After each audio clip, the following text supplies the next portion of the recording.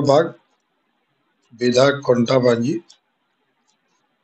श्री गुंडीचा रथ यात्रा विश्वकर्ता श्री जगन्नाथंकर आज तीन भाई बलराम सुभद्रा जगन्नाथंकर ये रथ यात्रार शुभ अवसर रे समस्त अंचलवासी माँ मौसी गुरुजन बड़ मान को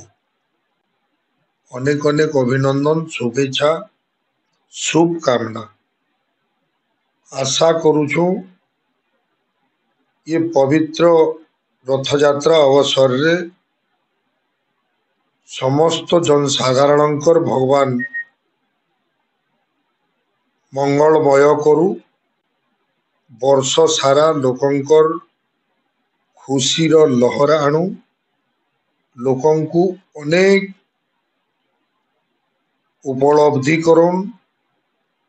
लोकंकु पढ़ा लिखा विभिन्न क्षेत्र रे छात्र छात्री मने विकास करुन